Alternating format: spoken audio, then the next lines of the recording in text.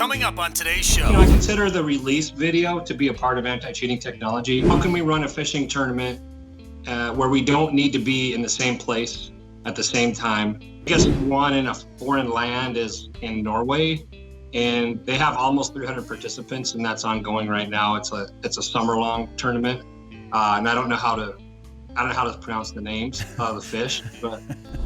Broadcasting from the Tasman Lake Lodge studios, this is the Finding Fins Fishing Podcast. How much direction are you getting from the governor? It generates something like $2.4 billion. I don't know, maybe you didn't want me to tell the story on the show, but I'm going to tell it anyway. I knew you were going to go there. Walleyes relating to deep mud where there's schools of bait fish.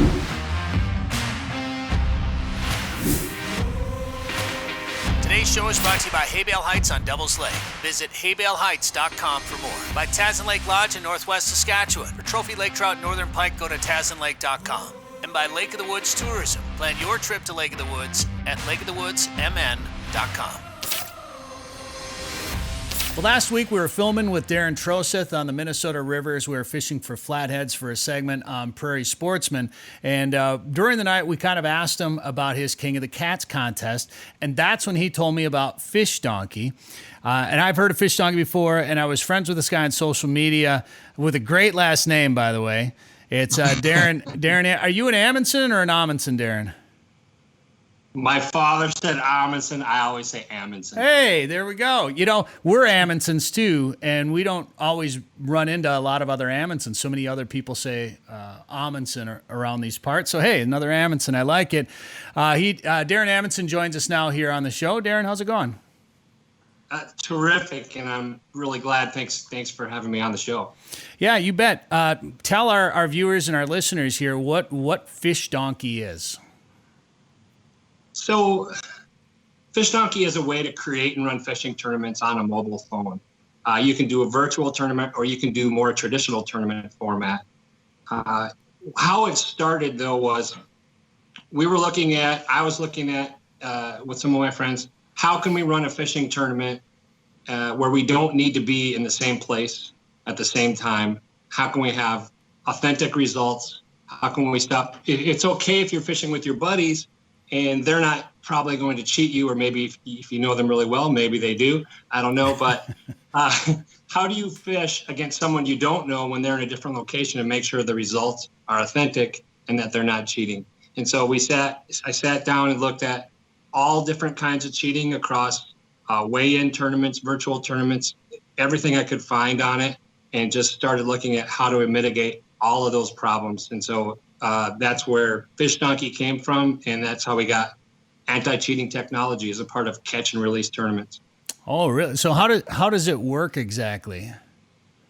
So I'm not the one who came up with the term anti-cheating technology, but that does explain it. I started talking about like encryption and everything, but just like the basics of it is, because we are a true native app running locally on your phone, our software is right on your phone.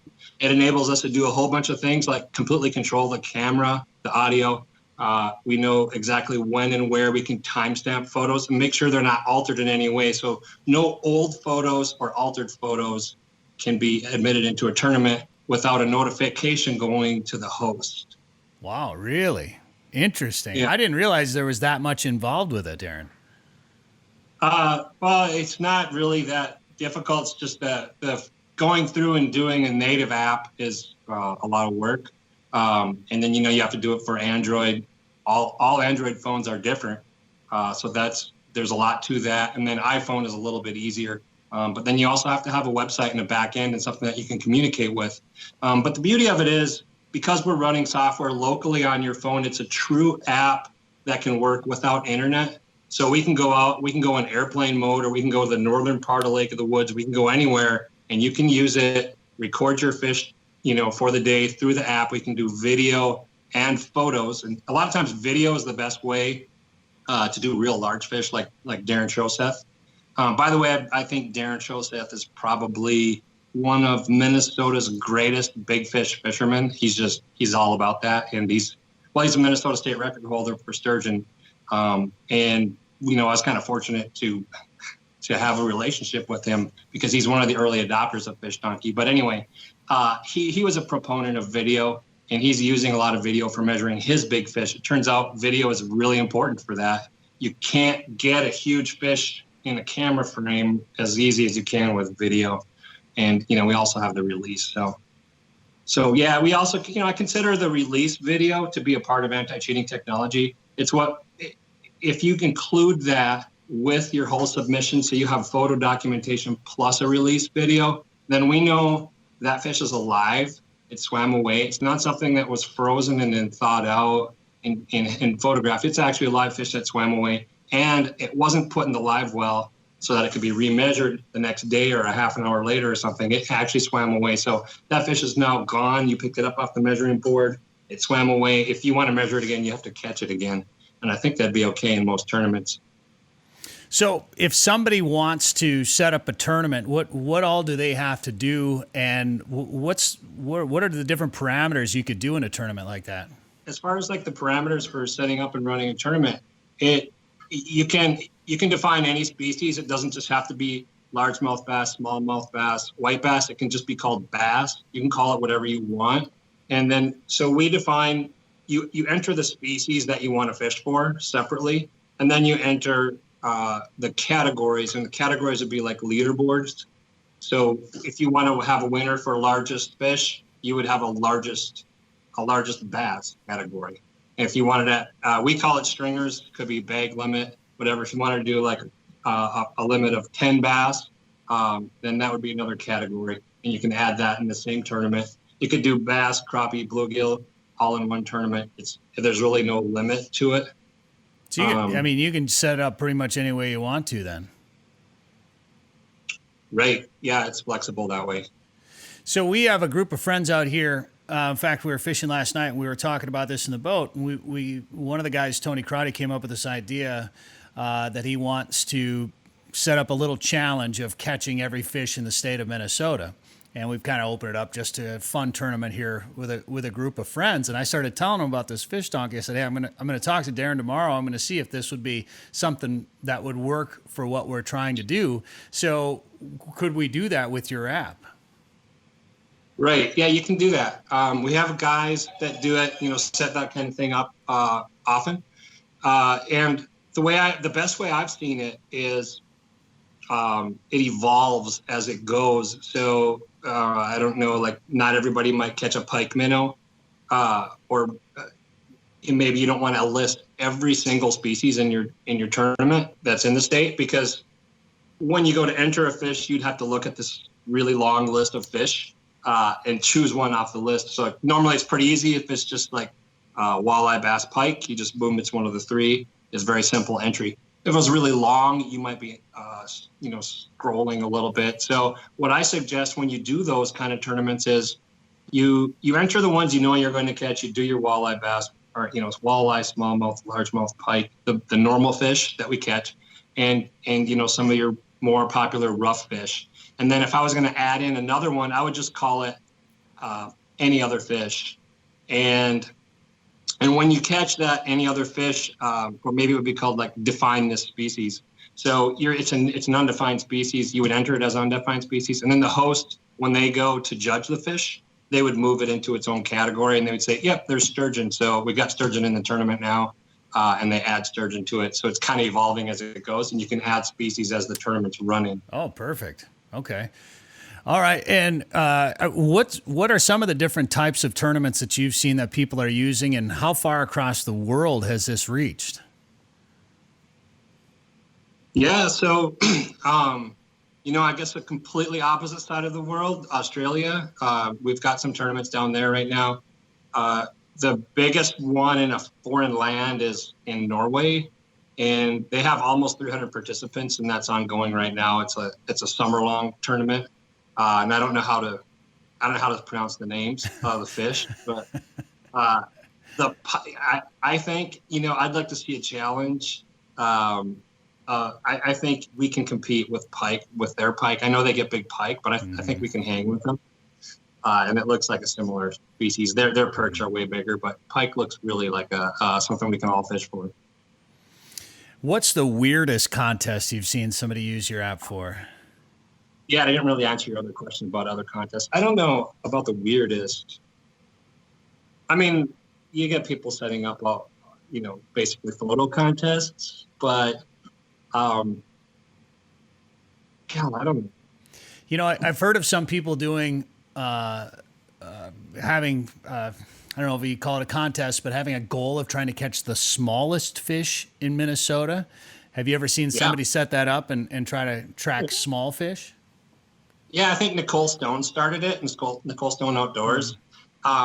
She set up a walleye tournament last winter, ice fishing, and she had smallest walleye.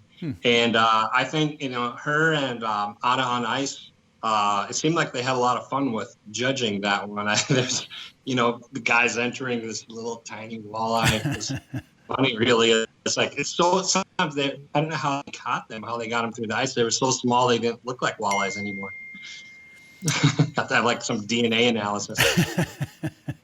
Well, let's go back to these tournaments because not only could this help you in a catch and release tournament get that fish back into the water sooner, which would obviously help its mortality, help the fish from dying, help the mortality rate.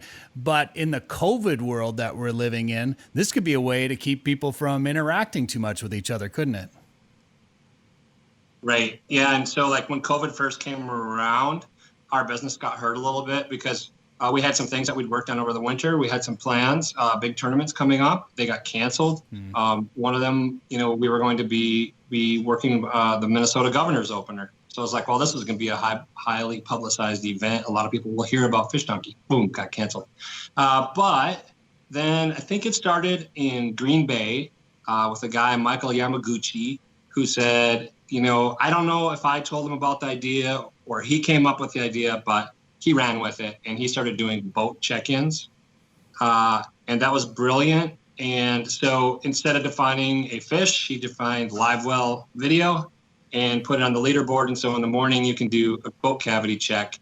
And the very first entry that the fishermen do is the boat cavity check. And it's like, oh, okay, that means, you don't have to gather. You don't have to be there to check the boat. And you also don't need to be there for the weigh-in because you've got the live leaderboards. There's some actually, it's nice to have live leaderboards in a lot of ways. It's good for fish, obviously. It's also a lot less work to run a tournament with live leaderboards. And the excitement is really, in a weigh-in tournament, the excitement is at the very end of the day, all packed into that little end. And I think it's probably not so exciting for fishermen, maybe just only for the winners.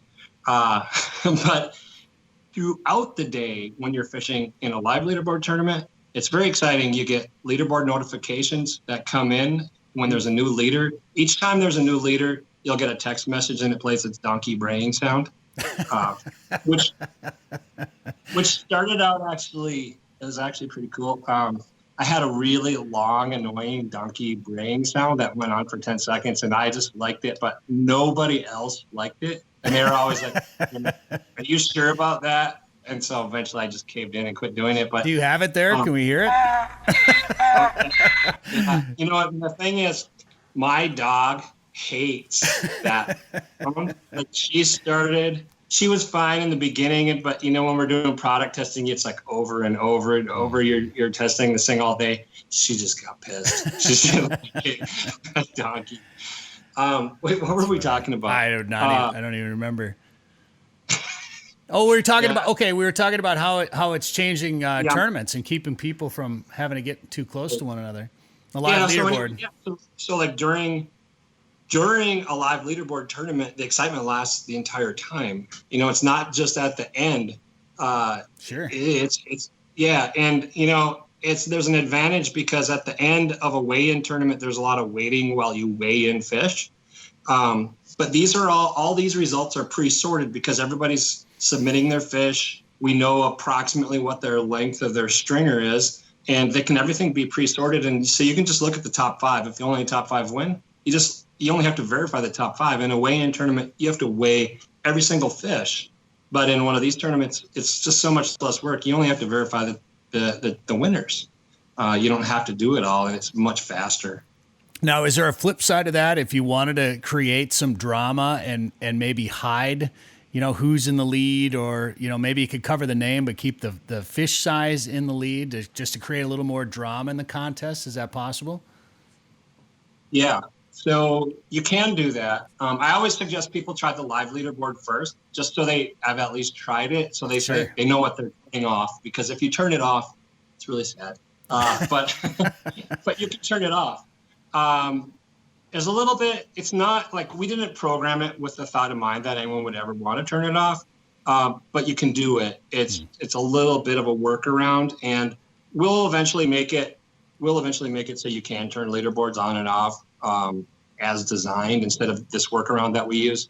But right now, also, individual fishermen are sometimes hiding their results by going into airplane mode. So they don't want people to know that they took the lead. So they go on airplane mode and they still record their fish, but they don't send it in. So it never hits the leaderboard, and no one knows until, towards the end. Sneaky. So but because that's a strategy that a guy could use, because somebody might think they're in the lead. They don't need to upgrade and catch a bigger fish, and somebody might have beat them, but they don't want them to know that they beat them yet. They might do that. Yeah. It started, I think, with people trying to hide. They were claiming that, hey, if I catch a fish, everybody's going to come over and fish by me because they know where I usually fish. Sure. And so if they're biting over here, they'll know that they're biting over by this island or whatever where the guy fishes. So I guess it was a small body of water, and so he was doing that. And everybody, I think people, maybe a lot of tournaments, people do it. If it's a real long tournament, like a month-long tournament, you don't need to do it. But. Sure. Well, talk about some of the other challenges that you had to overcome with developing this app. The app development went really smooth.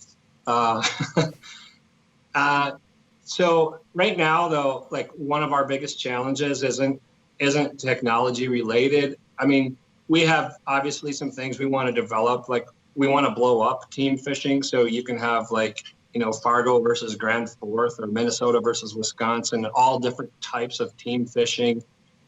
We've just got all kinds of new features that we want to add, so that's more development.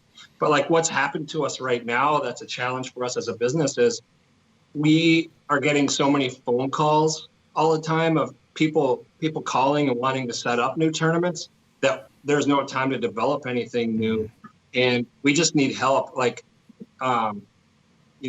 we could really use like a tournament director and run some of our own tournaments, like FishDonkey sanctioned tournaments.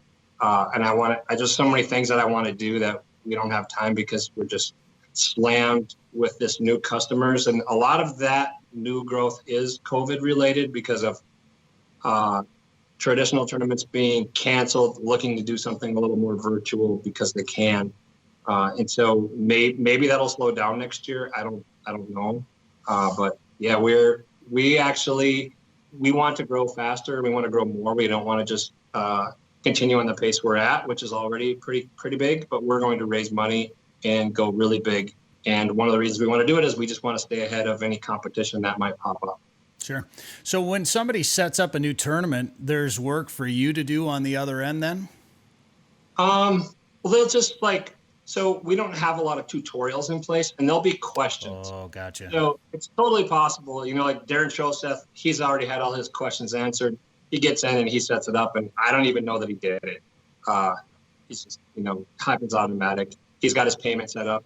But like a lot of people people are really terrible at reading instructions. Like, even if there's a pop-up window, like after you get done, when you create a tournament, a pop-up window says you must set up your payment. Like, it's a one-time thing. You have to connect a bank account in order to receive your payment, your payout after the tournament. And not the participants don't have to do that, just the host. The tournament director gets all the money in their account, and then they distribute it how they want. They can use Venmo, PayPal, put the money in an envelope under the doormat, whatever they want. But you have to set up a bank account in order to receive that money. And even though they're a legit customer who wants to run a tournament, and there's a pop-up that fills up your screen and says you must do this, they don't do it. They just hit OK, and then they think it's done. So then we have to contact them and say, hey, you need to set up your payment. We'll put your tournament in pending. And then there's, there's a lot. There's a lot with onboarding bigger events also. The bigger the event is, the more time you want to spend just to make sure it goes well anyway. Sure. So we spend a lot of time. Well, let's talk about payments. Is there a fee to run a tournament on the app? Does the app cost anything in general? How does money come into this? So this is our current model, which could change. Getting the app is free. It's free to download, free to join. And then if you create a tournament as a host, that is also free. But you can't run free tournaments. We're not going to run free tournaments totally free. So there's a fee when someone joins. So for example, if the tournament entry fee is $100, the tournament director goes in, builds it on the app, and sets the price at $100. Every time someone joins, they pay $100 plus a FishDonkey fee, which on 100 is $7. So they would pay $107. The tournament gets the 100, we keep the 7. It's like a sales tax. And it can be a very small fee because if we're only talking about a $10 entry, that our fee goes down. So on a $10 entry, it's $1.50. And well, you guys got to get paid for putting in the work. I mean, Right. Got to be a little something there for you. Okay. Well, what obviously anybody can download this in the App Store or find it on your website, I'd assume. Right. Yeah. If you go to our website, fishdonkey.com/app, you can directly download it, either if you're an Android or iPhone user, or you can find it, in Google Play or in iTunes. Do you have any other apps in development, or is this one taking up all your time? This is my day job and my night job. Oh, really? And my co-founder's day job and night job. Yes. No kidding. Wow. Yep. Well, tell us a little bit about your background. How did you develop this yourself? What's your educational background? So I grew up north. We talked about that a little bit before this. And I went to the U, electrical engineering. Then I went to MIT and I studied new product development and new ventures, which is the entrepreneurship track. So I wanted to start high-tech companies. That's why I did that. And then we went to Austin, Texas. And I actually first started FishDonkey in Austin, Texas, and we've since moved here. My wife is from St. Paul, Minnesota. So we've moved back to Minnesota, and the development and everything got completed here. I didn't do the programming. I did our website, the brochure type website, the one that looks kind of nice. But I didn't do, I can't do all of that. It's just a lot. And so I worked with someone I knew had an app company, someone that I went to school with, and I talked to him and I worked with some of their subcontractors. And we still work with the same people. I talked to him today. We have a new version. We're updating the app all the time, so we have new versions coming out. So you went to MIT, but you can't figure out why my dad gets tagged in your pictures on Facebook. Yeah, so that's a good way to bring that up. So I don't think I met you before, right? I don't think so. Yeah. Yeah, because your dad kept popping up in my Facebook feed, Ron Amundson, and so and my uncle, one of my dad's brothers, one of my favorite uncles, taught me to trap. His name was Ron Amundson, and so I just I'm just going to befriend him just because he's got the same name, and so I did, and then I was talking to him, and he's like, "Oh, I thought you were one of Brett's friends," and I was like, "No, I don't really know him," and but the funniest thing started happening is I would post my photos on Facebook, and it would tag your dad, and sometimes.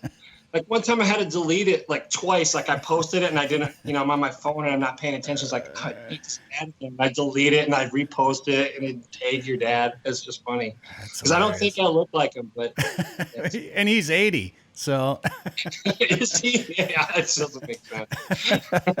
That's hilarious. Well, what about products? I saw you guys have a new measuring board out. I think I saw on your Facebook page. Yeah.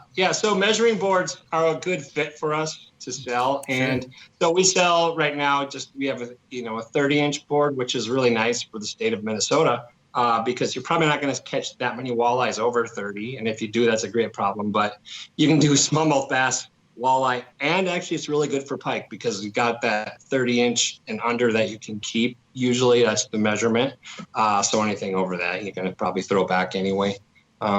So yeah, that's the only other product we have right now. And the reason we sell that one is if we're going to sell something that's a measuring board, it's going to be something that's approved for tournaments that's going to show up really well with high contrast quarter-inch measurements. That's going to work really great for online tournaments because you need something that's not going to be blinded by the sun or, have numbers and lines you can't see. So these are great measuring boards that will work great for that. And then, we're also selling some of the aluminum board is a big hit with high schools. They're putting their school team name and logo on the board. And, we can do custom ones and sell, 100 or more, or we can do 25 or more of those if you want. All right. And anything coming up in the future that you can tell us about? Any plans in the future that we can expect that you can tell us about with the app or anything? Or is it all top secret right now? Well, you mean like with app development? Yeah, or any features or anything that are going to be coming that people have been asking for or anything like that? There's a ton. Yeah, look at the idea board back there. Yeah. I think so. You can't see it; it's off to the side. But I mean, there's a lot of things like we're gonna do. Like we do multi-day tournaments, and we'll do cumulative and all that. But you can't see it on there. But one of the things that I want to do is like an angler's resume. And so, like if you do video games, like I don't know if you ever played like Halo or any of the older school, they would keep track of like every bullet you shot and like what your success rate is and all that. So we'll do stats, like, you'll be able to see like what your biggest fish was in a tournament. And maybe we'll have awards and like ranking systems for anglers. Like we'll probably come up with a formula. So you'll have a bio, you'll have a photo, and then you'll also have some of your accomplishments within FishDonkey to make it even more interactive. And I think actually will make it a little more fun to try to compete in different styles of tournaments to catch different types of fish and become like accomplished. So that's one of the things coming, and that's going to take a little while, but that's one of the plans. Okay. Well, very cool. I'm interested in checking it out. We'll probably try it out, hopefully for this contest here. Otherwise, I'm going to come up with something. I'm going to come up with a reason to try out the FishDonkey app. Darren, where can people find that? And where can we find you online, social media, and all that good stuff? So, we're on Facebook. Just look up FishDonkey, and then, we have fishdonkey.com. One thing I would suggest maybe if you want to try a tournament, it's not real expensive. Ike has one, Mike Iconelli. I think it's a particularly good one. It's bass, and it's the month of July, which could be pretty fun. But there's another one actually. If you are in Minnesota, or even if I think you have to be in the state of Minnesota, Andy Pedersen has one, and I think he called it Toothy Critters, something like that. So his tournament is your 3 largest pike and that is in Minnesota in July, and it's not for the whole month. It's like one specific weekend. But if you look up Toothy Critters, you'd be able to see that one. I think I'd join one of those too. So those are tournaments that somebody else has already set up that any of us watching or listening to this right now could go join. Right. Oh, interesting. Okay. If you want to do walleye, Aaron Wiebe does not have a July walleye tournament up yet, but he is posting a July one. He's finishing up his June tournament right now. And I don't know how we're going to do the July one, if there's going to be regions or if it'll be state specific or if it'll just be worldwide again. Right now, it's like anywhere in the world you can compete in one tournament for the month of June, which is ending today. The guy caught a 33.5-inch walleye to win that one. Wow. Yeah. Well, I'm beginning to think we need to have a Sporting Journal Radio one or a Finding Fins fishing podcast tournament. We may have to talk after this show. Yeah. Get something going. All right, Darren Amundson, I appreciate the time here on the show. Good luck with FishDonkey. All right. Thank you. Thanks a lot. This has been the Finding Fins Fishing Podcast, part of the Sporting Journal Radio family. Find us online at findingfins.com and make sure to check out our sponsors. They're pretty cool. Devil's Lake is legendary, and this summer has been legendary for walleyes. Don't miss out. Call Haybale Heights Campground and Resort today to book one of their modern cabins on East Bay. The cabins are furnished with a full bathroom, kitchen, and all the amenities like high-speed internet, and are clean following CDC guidelines. Staying at Haybale Heights gives you full access to a private boat launch, fish cleaning station, and beach area. Learn more at haybaleheights.com. That's haybaleheights.com. Plan your trip to legendary Devil's Lake today. As we all navigate through the tough times of 2020, finding new ways to enjoy summer has become a way of life. If you're searching for the perfect getaway this summer, look no further than the walleye capital of the world, Lake of the Woods. Fish the Rainy River, Big Traverse Bay, and don't forget you can still experience the uniqueness of the Northwest Angle. For your best chance to catch big fish, go where the big fish are. Lake of the Woods. Plan your trip at lakeofthewoodsmn.com. If trophy lake trout and monster northern pike are on your list this summer, book a trip to Tasman Lake Lodge in northwestern Saskatchewan. Everything from numbers to big fish. See pictures, videos, and more at TasmanLake.com. This is quite the fishery. Our 5-star chef will feed you well after a day of chasing giants on Tasman Lake. Dream come true. Get rates, dates, and more of what you can expect It could be the best fishing you've ever had in your life. at TasmanLake.com. That's TasmanLake.com. Tasman Lake Lodge is a proud partner of Tourism Saskatchewan. Hunt, fish, conserve, repeat. That's the mission here at Sporting Journal Radio, and if you love the outdoors as much as we do, show it off with new wildlife-themed gear from the Sporting Journal Radio store. From hoodies to hats, coffee mugs, wildlife prints, and you can even make your phone stand out with a new case sporting some high-quality wildlife photography. Go to sportingjournalradio.com and click on Store. We have a huge selection of gear with new items being added every week. Powered by Shopify, which is trusted by over 1 million businesses and offering a variety of ways to pay, including PayPal. Shop now at sportingjournalradio.com.